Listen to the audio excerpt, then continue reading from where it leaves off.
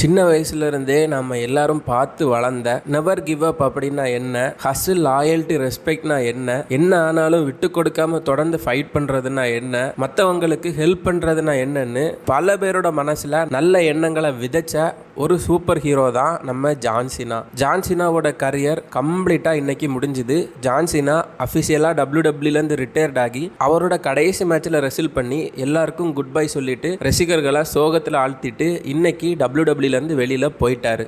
கந்தர் கூட நடந்த அந்த ஜான் சீனாவோட ஃபைனல் மேட்ச்சில் கந்தர் போட்ட சப்மிஷன் மூவுக்கு ஜான் சீனா டேப் அவுட் பண்ணியிருப்பாரு. ஆனால் ஜான் சீனா வலியில் துடிச்சு டேப் அவுட் பண்ணலை, வலியை தாங்க முடியாமல் விட்டு கொடுக்குறேன் அப்படின்னு சொல்லி டேப் அவுட் பண்ணலை. அவரோட முகத்தில் ஒரு சின்ன சிரிப்போட ஏதோ ஒரு ஏமாற்றத்தோட தான் அந்த டேப் அவுட்டை பண்ணியிருப்பாரு. என்னை பொறுத்த வரைக்கும் அது என்ன ஏமாற்றம் அப்படின்னா, டபிள்யூடபிள்யூஇ அவரோட ரிட்டையர்மெண்ட் டூரை கம்ப்ளீட்டாக சொதப்பி அவருக்கு எப்படி ஒரு சென்ட் ஆஃபை கொடுக்கணுமோ அதை கொடுக்காம அவரை வச்சு செஞ்சு வெளியே அனுப்புகிறாங்க. தன்னோட லாஸ்ட் மேட்ச்சில் தன்னை டேப் அவுட் பண்ண வைக்கிறாங்க. நெவர் கிவ் அப் அப்படிங்கிற ஒரு மந்திரத்தோட இத்தனை வருஷமா டபிள்யூடபிள்யூல டிராவல் ஆகிட்டு இருந்த தன்னை கிவ் அப் பண்ண வச்சு வெளியே அனுப்புகிறாங்க அப்படிங்கிற ஒரு வருத்தத்தில் அவர் டேப் அவுட் பண்ண மாதிரி தான் எனக்கு பச்சையாக தெரிஞ்சுது ஃப்ரெண்ட்ஸ். என்னதான் ஜான் சீனா ரீசெண்ட் டைம்ஸில் கொடுத்த நிறைய இன்டர்வியூஸில் ட்ரிபிள் ஹெச்சையும் டபிள்யூடபிள்யூயும் புகழ்ந்து பேசியிருந்தாலும் அவர் அப்படி தான் பேசுவார். ஆனால் அவர் ஒரு கம்பெனி மேன். அவர் டபிள்யூடபிள்யூக்கு எப்போவுமே துரோகம் பண்ணணும்னு நினைக்க மாட்டார், அதனால அப்படி பேசுகிறாரு. ஆனால் உள் மனசில் கண்டிப்பாக அவருக்கே தெரியும் டபிள்யூடபிள்யூ வேணும்னே நம்மளை வச்சு செஞ்சு நம்மளோட ரிட்டையர்மெண்ட் டூரை சொதப்பி மரியாதை இல்லாமல் தன்னை வெளியே அனுப்புகிறாங்க அப்படிங்கிறது ஜான் சீனாவுக்கே தெரியும். இந்த கடைசி மேட்ச்சில் என்னெல்லாம் நடந்துச்சு, ஜான் சீனா ரிட்டையர்ட் ஆனதை பற்றின என்னோட ஒப்பீனியன்ஸையும் ரசிகர்கள் எப்படி ஃபீல் பண்ணுறாங்க அப்படிங்கிறதையும் நான் கண்டிப்பாக இந்த வீடியோவில் பேசுகிறேன். ஆனால் அதுக்கு முன்னாடி எனக்கு கொஞ்சம் வன்மம் இருக்குது ஃப்ரெண்ட்ஸ். அந்த வன்மத்தையும் நான் இந்த வீடியோவில் கக்கணும் அப்படின்னு நினைக்கிறேன். அந்த வன்மம் எனக்கு யார் மேலே இருக்குது அப்படின்னு பார்த்தீங்கன்னா, triple fraud, triple GPT, chat ஜிபிடியை வச்சு மொக்கையான கண்டென்ட் எடுக்கிற triple GPT, triple fraud, triple H அவர் மேலே தான் எனக்கு பார்த்தீங்கன்னா இந்த வன்மம் அப்படிங்கிறது இருக்குது ஃப்ரெண்ட்ஸ். ஏன்டா உனக்கு ட்ரிபிள் ஹெச் மேலே இவ்வளோ வன்மம்? ட்ரிபிள் ஹெச் எவ்வளோ பெரிய ஆள் தெரியுமா? அவர் என்னெல்லாம் சாதிச்சிருக்காரு தெரியுமா? அவரை பற்றி பேசுறதுக்கு நீ யாரு அப்படின்லாம் நீங்கள் கேட்டீங்க அப்படின்னா அதுக்கு என்கிட்ட பதில் இல்லை. ஆனால் எனக்கு ஒரு வன்மம் இருக்கு ட்ரிபிள் ஹெச் மேல. அதை நான் கண்டிப்பா இந்த வீடியோல பேசுவேன். ஏன் அப்படின்னா அவர் ஜான் சீனாவை ட்ரீட் பண்ண விதம் அப்படிங்கிறது அவ்வளவு கேவலமாகவும் மோசமாகவும் இந்த வருஷம் இருந்துச்சு. அதுக்கு முன்னாடி உண்மையிலேயே இந்த ட்ரிபிள் ஹெச் யாரு, இவர் எதனால இப்படி இருக்காரு அப்படின்னு பார்த்தோம்னா, நம்ம 2002க்கு போனோம். 2002 வருஷம் அந்த டைம்ல ட்ரிபிள் ஹெச் டபிள்யூடபிள்யூல ரொம்பவே எஸ்டாப்ளிஷ்டான, ரொம்பவே பாப்புலரான ஒரு ஸ்டார். அவர் ஆல்ரெடி ஸ்டெஃபனி மெக்மேன், அதாவது டபிள்யூடபிள்யூட ஓனரான வின்ஸ் மெக்மேனோட பொண்ணான ஸ்டெஃபனி மெக்மேனை லவ் பண்ணி மேரேஜ் பண்ணிக்கிட்டாரு. தன்னோட ஒய்ஃபோட அப்பா தான் டபிள்யூடபிள்யூட ஓனர். அப்படின்னா அவர் என்ன நினைச்சாலும் அவர் ஒய்ஃப் மூலமா வின்ஸ் மெக்மேன்ட்ட பேசி அதை அவரால் சாதிக்க முடியும். 2002 வருஷத்துல இந்த மாதிரி அவரோட இன்ஃப்ளூயன்ஸை யூஸ் பண்ணி வேர்ல்டு ஹெவிவெயிட் சாம்பியனா மாறுறாரு ட்ரிபிள் ஹெச். வேர்ல்டு ஹெவிவெயிட் சாம்பியனா மாறின அவர் 2002 வருஷத்துல இருந்து 2005 வருஷம் வரைக்கும் கிட்டத்தட்ட 3 வருஷம், இடையில 1-2 தடவை மட்டும் டைட்டில் இழந்திருந்தாலும் மீதி மொத்த நேரமும் அந்த வேர்ல்டு ஹெவிவெயிட் சாம்பியன்ஷிப்பை அவரே வச்சுக்கிட்டு பயங்கர செல்ஃபிஷா, சுயநலமா, ரெயின் ஆஃப் டெரர்னு ரசிகர்களால் அழைக்கப்பட்ட ஒரு வேர்ல்டு ஹெவிவெயிட் சாம்பியன்ஷிப் ரன்னை கொடுத்தாரு. இந்த டைம்ல ட்ரிபிள் ஹெச்சை விட பாப்புலரா பல ரெஸ்லர்ஸ், பல திறமையான ரெஸ்லர்ஸ் டபிள்யூடபிள்யூல வந்தாங்க. உதாரணத்துக்கு Booker T, Goldberg, Rob Van Dam, Scott Steiner, Randy ஓட்டன்னு பயங்கர டேலண்டடான ரெஸ்லர்ஸ் இவங்க எல்லாரும். ஆனால் இவங்க எல்லாருமே ட்ரிபிள் ஹெச் கூட அந்த வேர்ல்டு ஹெவிவெயிட் சாம்பியன்ஷிப்காக ரெசில் பண்ணியிருப்பாங்க. ஆனால் தோத்து போயிருப்பாங்க. ட்ரிபிள் ஹெச் தான் பெரிய ஆளாக சாம்பியனாக இருந்திருப்பாரு. ராப் வேன் டாமுக்கெல்லாம் அவ்வளோ ஃபேன்ஸு. கோல்டுபெர்க் அப்படிங்கிறவர் ஒரு லெஜெண்டு. ஸ்காட் ஸ்டெய்னர் ட்ரிபிள் ஹெச்சை விட நல்ல ஒரு பாடியோட இருந்த ஒரு பாடி பில்டிங் ரெஸ்லர். ஸ்காட் ஸ்டெய்னருக்கெல்லாம் அவங்க என்னெல்லாம் துரோகம் பண்ணாங்க அப்படிங்கிறத ஸ்காட் ஸ்டெய்னர் வெளியே இன்டர்வியூஸ்லேயே சொல்லியிருக்காரு. அதுலேயே தெரிஞ்சிடும் இந்த ட்ரிபிள் ஃப்ராட் அப்படிங்கிறவர் யார் அப்படின்னு. இந்த மாதிரி பயங்கர ஃப்ராடுத்தனமான வேலைகளை பார்த்து பேக் ஸ்டேஜில் தன்னோட பொண்டாட்டியோட இன்ஃப்ளூயன்ஸை யூஸ் பண்ணி பயங்கர கேவலமான விஷயங்களை பண்ணி தொடர்ந்து டாப்ல இருந்திருக்காரு ட்ரிபிள் ஹெச். இந்த மாதிரி ட்ரிபிள் ஹெச் புதுசாக வந்த எல்லா ரெஸ்லர்ஸையும் பரி பண்ணிட்டு இருந்த டைம்ல டபிள்யூடபிள்யூல வளர்ந்து வந்த ஒரு ரெஸ்லர் தான் நம்ம ஜான் சீனா. 1999 வருஷம் நவம்பர் 5 ஜான் சீனா டபிள்யூடபிள்யூக்கு வராரு. அதுக்கு முன்னாடி ஜான் சீனா ஒரு வசதியான குடும்பத்திலிருந்து வந்தவரா அப்படின்னு பார்த்தோம்னா கண்டிப்பா கிடையாது. இவருக்கு சின்ன வயசுல இருந்தே ரெஸ்லர் ஆகணும் அப்படிங்கிறது ஆசை. ஆரம்பத்துல ஜிம்ல கிளீனரா இருக்காரு, கார் டிரைவரா இருக்கிறாரு, அதுக்கப்புறமாட்டு பாடி பில்டரா மாறுறாரு. பாடி பில்டிங்காக அவரோட உடம்ப அவர் பயங்கரமா ரெடி பண்ணி வச்சிருந்தாரு, ஹார்ட் ஒர்க் பண்ணி. அது மூலமா தான் அவருக்கு ரெஸ்லிங் வாய்ப்பு கிடைச்சது. ஆரம்பத்துல சின்ன சின்ன இடங்களை ரெஸ்ல் பண்ணிட்டு OVW அழைக்கப்பட்ட ஓஹியோ வேலி ரெஸ்லிங், இது WWOட ட்ரைனிங் ப்ரோக்ராம். இப்போ NXT இருக்கிற மாதிரி 1990களில் இருந்தது தான் OVW. OVWல ஜான்சினா போயிட்டு ரெஸ்ல் பண்றாரு. ஜான்சினா கூட பிராக் லெஸ்னர், ராண்டி ஓட்டன், பட்டிஸ்டா இவங்க எல்லாரும் ஒரே டைம்ல தான் வந்து ரெஸ்ல் பண்றாங்க. இந்த மாதிரி ரொம்பவே டேலண்டடான யங் ரெஸ்லர்ஸ் உருவான டைம்ல அவங்களுக்கு நடுவுல தன்னோட திறமையை தீட்டி ரொம்ப ஹார்ட் ஒர்க் பண்ணி வந்தவர் தான் ஜான்சினா. ரொம்ப கஷ்டப்பட்டு கொஞ்சம் கொஞ்சமா மேல வராரு ஜான்சினா. இதே டைம்ல ஆல்ரெடி ட்ரிபிள் ஹெச் எஸ்டாப்லிஷ்டான ஒரு ஸ்டாரா இருந்தாலும் ஜான்சினா வளர்ந்து வரது பொறுக்க முடியாம பயங்கர சுயநலமா 2003 2004 அந்த காலகட்டத்தில் ஜான்சினாவை WWE இருந்து வெளியே அனுப்புங்கன்னு வின்ஸ் மெக்மேனுக்கு நிறைய தடவை வின்ஸ் மெக்மேனை ஏத்தி விட்டு ஜான்சினாக்கு முதுகுக்கு பின்னாடி ஜான்சினாவை பத்தி பேசி ஜான்சினாவை WWE இருந்து ஒழிச்சு கட்டணும்னு முயற்சி பண்ணியிருக்காரு ட்ரிபிள் ஹெச். இதை நான் சொல்லல,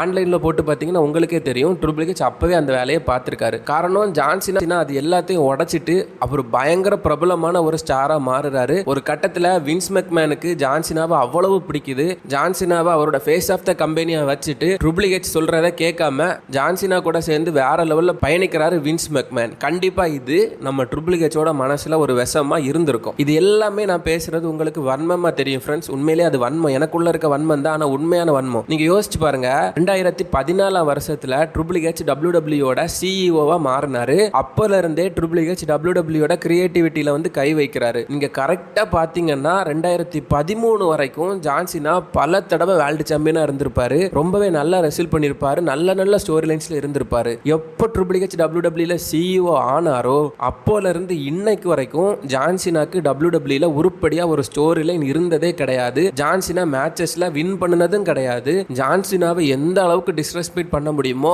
அந்த அளவுக்கு WWE தொடர்ந்து டிஸ்ரெஸ்பெக்ட் பண்ணிக்கிட்டே இருந்தாங்க. ஒரு கட்டத்தில் ஜான்சினா WWOல இருக்கிற அதே டைம்ல ஹாலிவுட்டுக்கும் போனாரு, பார்ட் டைமா வேலை பார்க்க ஆரம்பிச்சாரு WWOல. இந்த வருஷம் 2025 வருஷம் தான் தன்னோட கடைசி வருஷம் அப்படின்னு ஜான்சினா அறிவிச்சிருந்தாரு. அதுக்காக ஜான்சினா WWE கிட்ட பேசி இந்த வருஷம் ஃபுல்லா உங்களுக்கு எத்தனை தடவை வேணுமோ அத்தனை தடவை கூப்பிடுங்க, நான் வாரேன், என்ன வச்சு நல்ல ஸ்டோரி லைன்ஸை பண்ணுங்க அப்படின்னு ஜான்சினாவே பெர்மிஷன் கொடுத்தாரு. ஆனா WWE என்ன பண்ணாங்க தெரியுமா? ஜான்சினா நீ எல்லா நாளும் ஒன்று வர வேண்டாம்ப்பா, நீ ஒரு 36 நாள் வந்தா போதும், அந்த 36 நாளையில உனக்கு நாங்க சிறப்பா பண்ணி விட்டுறோம் அப்படின்னு சொல்லிட்டு ஜான்சினாவை வச்சு செஞ்சு சிறப்பான சம்பவத்தை பண்ணிட்டாரு ட்ரிபிள் ஹெச். ரொம்பவே பிஸியா இருக்கிற டைம்ல ஜான்சினாவே நீங்க எவ்வளவு நாள் கூப்பிட்டாலும் நான் வாரேன் அப்படின்னு சொல்லும் போது வேண்டாம்ப்பா நீ ஒரு 36 வாரம் மட்டும் வா, நாங்க மீதி எல்லாத்தையும் பார்த்துக்கணும் அப்படின்னு ட்ரிபிள் ஹெச் சொல்லும் போதே நம்ம எல்லாம் உஷாராயிருக்கணும் அவர் என்ன எண்ணத்துல இதை சொல்றாரு அப்படின்னு. 2025 தொடக்கத்துல இருந்தே ஜான்சினாவுக்கு ப்ராப்பரான ஒரு ஸ்டோரி லைன் கிடையாது. அங்க இங்க 1-2 மேட்சஸ்ல ரெஸ்ல் பண்ணிட்டு இருந்தாரு. அதுக்கப்புறமா ராயல்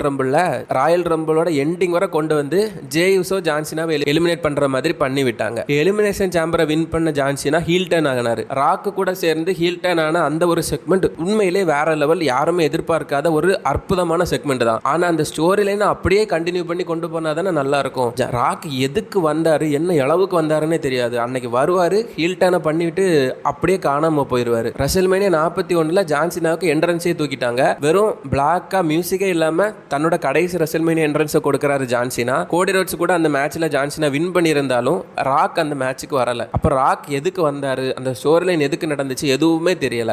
WWE சாம்பியனான ஜான்சினா அடுத்த ஒரு சில மாதங்கள்ல காரணமே இல்லாம திரும்பவும் பேபி ஃபேஸா மாறுறாரு. எதுக்கு வில்லன் ஆனாரு தெரியாது, எதுக்கு பேபி ஃபேஸ் ஆகுறாரு அவருக்கே தெரியாது. ஒரு லாஜிக்கே இல்லாம சரி இவன் தானே, இவன் ஜான்சினா, இவன் நம்மளோட பெரிய ஆளாயிடக்கூடாது, அப்ப என்ன பண்ணும், அவன் எதுக்கு வில்லன் ஆகிறான் அப்படிங்கிறதையும் நம்ம காமிக்க கூடாது, எதுக்கு திரும்பவும் ஹீரோ ஆகுறான் அப்படிங்கிறதையும் காமிக்க முடியாது, ஏதோ டம்மியா வந்துட்டு போறான் அப்படின்னு சொல்லிட்டு ட்ரிபிள் ஹெச் திரும்பவும் அவரை ஃபேஸ் ஆகுறாரு. அப்புறம் ரெசில் பலூசான ஒரு ஈவெண்ட்டை நடத்தி அதுல காரணமே இல்லாம பிராக் லெஸ்னரை வச்சு ஜான்சினாவை போட்டு அடிச்சு துவைச்சு புரட்டி எடுத்து ரொம்பவே மோசமான முறையில் ஜான்சினாவை தோக்க வைக்கிறாரு ட்ரிபிள் ஹெச். இதுக்கப்புறமா ரசிகர்கள் எல்லாம் பயங்கர கடுப்பாகி ட்ரிபிள் ஹெச்சை கழுவி ஊற்ற ஆரம்பிச்சிட்டாங்க. வேற வழி இல்லாம ஏஜே சேல்ஸ் கூட ஒரு நல்ல மேட்சை கொடுத்தாங்க. அந்த மேட்ச் முடிஞ்சதுக்கு அப்புறமா திரும்பவும் ட்ரிபிள் ஹெச் அவரோட சுயநலத்தை உள்ள கொண்டு வந்துட்டாரு அப்படின்னு தான் நினைக்கிறேன். அதுக்கப்புறமா பண்ணினது எல்லாமே வந்து பாத்தீங்கன்னா அநியாயம் தான். ஜான்சினாவோட கடைசி மேட்ச் எட்ஜ் கூட நடக்கணும் அப்படின்னு நிறைய ரசிகர்கள் ஆசைப்பட்டாங்க. WWE நினைச்சிருந்தா அதை பண்ணிருக்கலாம். சரி ஓகே, எட்ஜ் இப்போ AEWல இருக்காரு, பண்ணல. நிறைய பேர் கிறிஸ் ஜெரிகோவா இருந்தா நல்லா இருக்கும் நடக்கும் அப்படின்னு ஆசைப்பட்டாங்க. கிறிஸ் ஜெரிகோ இப்போ ஃப்ரீ ஏஜெண்டாக தான் இருக்கிறாரு.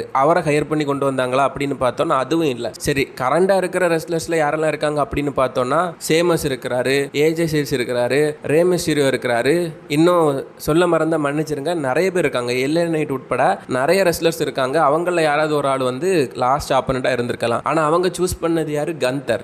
இந்த கந்தர் யார் அப்படின்னு பார்த்தோம்னா ட்ரிபிள் ஹெச்சோட ரொம்பவே ஃபேவரட்டான ஒரு ரெஸ்லர் இவர். ட்ரிபிள் ஹெச்சுக்கு கோல்டுபெர்க்கை பிடிக்காது அப்படிங்கிறது எல்லாருக்குமே தெரிஞ்ச விஷயம். கோல்டுபெர்க்கோட கடைசி மேட்ச் யார் கூட நடந்துச்சு? கந்தர் கூட நடந்துச்சு. கோல்டுபெர்க் எப்படி தோத்துருப்பாரு? கந்தர் கையில் மோசமான முறையில் ஒரு சப்மிஷன் மூவ் வாங்கி தோத்துட்டு வெளியே போனார். கோல்டுபெர்க் ஃபேர்வெல் ஸ்பீச்சை கொடுக்கறதுக்கு கூட டைம் இல்லாமல் ட்ரிபிள் ஹெச் அந்த லைவையே இடையில கட் பண்ணி அனுப்பியிருக்காருன்னா அவர் எப்படிப்பட்டவர் நினைச்சு பாருங்க. இந்த நடந்த ஜான்சினாவோட ஃபைனல் மேட்ச்ல கந்தர் ஜான்சினாவுக்கு அந்த சப்மிஷன் ஹோல்ட போடுறாரு. ஜான்சினா உள்ளுக்குள்ள ஏன்டா இப்படி பண்ணீங்க, எதுக்குடா என்ன கிவ் அப் பண்ண வச்சீங்க அப்படின்னு நினைச்சுக்கிட்டே டேப் அவுட் பண்றாரு. பார்க்கறதுக்கு அவ்வளவு சோகமா இருக்குது. பச்சையா தெரியுது ஜான்சினாவுக்கு இந்த எண்டிங் விருப்பம் இல்லை அப்படின்னு. அதுக்கப்புறமா எல்லா ரெஸ்லர்ஸும் சுத்தி நின்று ஜான்சினாவுக்கு வழி அனுப்புறாங்க. ஆனா பயங்கர சோகத்தோட அவர் யாருக்கும் மூஞ்ச கூட பார்த்த மாதிரி தெரியல. அவர் பாட்டுக்கு போயிட்டாரு. ஒரு வழியா ஜான்சினாவோட கரியர் முடிஞ்சது. கொஞ்சம் கூட நல்லா ஸ்டோரி லைன்ஸை பண்ணி வேற லெவலில் எடுத்துட்டு போய் பண்ணியிருந்தீங்கன்னா பார்த்த ரசிகர்கள் எல்லாம் சந்தோஷப்பட்டிருப்பாங்க. ஆனா இவ்வளவு பெரிய ஒரு ஆளு இத்தனை வருஷமா WWE உண்மையா உழைச்ச உண்மையா WWE இருந்த ஒரு ஆளை வந்து நீங்க எப்படி பண்றீங்கன்னா மற்றவங்க எல்லாம் நீங்க என்ன பண்ணுவீங்க அப்படின்னு நினைச்சு கூட பார்க்க முடியல. பாவம் நம்ம ராண்டி ஓட்டன் எல்லாம் என்னதான் பண்ண போறாங்களோ தெரியல. அவர் வந்து பாத்தீங்கன்னா 12-13 தடவை வேர்ல்டு சாம்பியன்ஷிப்பை வின் பண்ணியிருக்காரு. இன்னும் ஒரு தடவை வின் பண்ணாருன்னா ட்ரிபிள் ஹெச்சோட வேர்ல்டு சாம்பியன்ஷிப்க்கு ஈக்குவலா வந்துருவாரு. ட்ரிபிள் ஹெச் 14 தடவை வேர்ல்டு சாம்பியனா இருந்திருக்காரு. ஒருக்க வின் பண்ணி 14 தடவை வந்துடக்கூடாது. அதனாலேயே ராண்டி ஓட்டனை கொண்டு வரதும் கிடையாது, மேட்ச் கொடுக்கறதும் கிடையாது. இதுக்கு முன்னாடியே அவர் கோடி ரோட்ஸை ரெசில் பண்ணி கோடி ரோட்ஸை பீட் பண்ணி வேர்ல்டு சாம்பியனை மாறி இருக்கணும். அப்படி மாறி இருந்தா என்ன ஆயிரும்? ட்ரிபிள் ஹெச்சுக்கு ஈக்குவல் அவர் வந்துருவாரு. அப்புறம் ஒரு சாம்பியன்ஷிப்பை வின் பண்ணா ட்ரிபிள் ஹெச்சை தாண்டிடுவாரு. ராண்டி இப்பவும் பிரைம்ல தான் இருக்கிறாரு. குறையாம இன்னும் ஒரு 5-6 வருஷம் அவர் ரெசில் பண்ணாருன்னா வருஷத்துக்கு ஒரு தடவை WWE சாம்பியன்ஷிப்பை வின் பண்ணா கூட அவர் ஜான்சினாவோட ரெக்கார்டையே ராண்டியால தோக்கடிக்க முடியும். ஆனா பண்ண விட மாட்டாங்க. ஏன் அப்படி பண்ணிட்டாரு? ட்ரிபிள் ஹெச்சை விட அவர் பெரிய ஆளாயிருவாரு. ட்ரிபிள் ஹெச்சோட செல்ஃபிஷ்னஸ் அதை ஒத்துக்காதுப்பா. ட்ரிபிள் ஹெச் அந்த மாதிரி ஆளு, ஒண்ணுமே பண்ண முடியாது. இப்பவே வந்து பாத்தீங்கன்னா ஸ்டேஜ் ஃபுல்லா விளம்பரம், பாக்குறதுக்கு ஒரு ஸ்டோரி லைனும் கிடையாது, ஒரு ஹேரும் கிடையாது. ஒரு பேப்பரையோ நடத்துறாங்க. சர்வைவர் சீரிஸ்னு ஒரு பெரிய பேப்பரையோ நடத்துறாங்க. ஒரு பெரிய சர்வைவர் சீரிஸ் பேப்பரையோல வெறும் 3 மேட்ச். ஜான்சினாவோட ஃபேர்வெல் டூர் நடக்குது, சாட்டர்டே நைட் மெயின் ஈவென்ட் நடக்குது. ஜான்சினாக்கு ட்ரிபியூட் கொடுக்கிற விதமா சேமஸ் ரேமஸ்டீரியோ மாதிரி ரெஸ்லர்ஸை யூஸ் பண்ணி, ராண்டி ஓட்டன் மாதிரியான ரெஸ்லர்ஸை யூஸ் பண்ணி ஒரு 5 மேட்ச் அவங்களால வைக்க முடியாதா? ஜான்சினாவுக்கு ஒவ்வொரு ரெஸ்லரும் வந்து ரெசில் பண்ணி வின் பண்ணி ஜான்சினாவுக்கு ட்ரிபியூட் கொடுத்துட்டு போற மாதிரி பண்ண முடியாதா? பண்ண மாட்டாங்க. மொத்தமே 4 மேட்ச். இதை விட மோசமா இன்னும் WWE ஆக போகுது. ரசிகர்கள் டைரக்டா போய் WWE இப்படியே பார்த்து டிக்கெட்டை வாங்கி அவங்களுக்கு பணம் மழைய கொட்டிட்டே இருந்தாங்கன்னா WWE நம்ம பண்றது தான் சரி, நம்ம ஸ்டோரி லைன் தான் சரின்னு நினைப்பாங்க. எதுவுமே பண்ண போறது கிடையாது. WWE மொத்தமா நாசமா தான் போக போகுது. அந்த சாட்டர்டே நைட் மெயின் ஈவென்ட் முடிஞ்சு ட்ரிபிள் ஹெச் வந்து போஸ்ட் ஷோல பேசிட்டு இருக்கிறாரு. ரசிகர்கள் எல்லாம் கத்துறாங்க, AEWன்னு கத்துறாங்க, வி வாண்ட் வின்ஸ்னு கத்துறாங்க. இது எல்லாத்தையும் கேட்டுட்டு அந்த ட்ரிபிள் ஃப்ராடு, அந்த ட்ரிபிள் ஜிபிடி சொரணே இல்லாம அவன் பாட்டுக்கு இருக்கான். ஏன் அவருக்கு எந்த கவலையும் கிடையாது. ட்ரிபிள் ஹெச்சுக்கு அவருக்கு நிறைய பணம் இருக்கு. அவர் யாரை பத்தியும் கவலைப்பட போறது இல்லை. மொக்கையான ஸ்டோரி லைன்ஸை கொடுத்து ரசிகர்களை ஏமாத்திட்டு அவர் பாட்டுக்கு போயிட்டு இருக்க போறாரு. இதுதான் நடக்க போகுது. ஜான்சினா எங்க தலைவன், நம்மளோட சைல்டுஹுட் ஹீரோ. இத்தனை வருஷமாக எங்களை என்டர்டெயின் பண்ணியிருக்கீங்க தலைவா. உங்களுக்கு ஒரு மிகப்பெரிய salute. Never give up, hustle, loyalty, respect. எங்கள் தலைவர் ஜான்சினாக்கு ஒரு மிகப்பெரிய குட் பாய். இருந்ததுலேயே நீங்கள் தான் கோட், நீங்கள் தான் greatest of all time. John Cena வேற லெவல். தேங்க்யூ சீனா.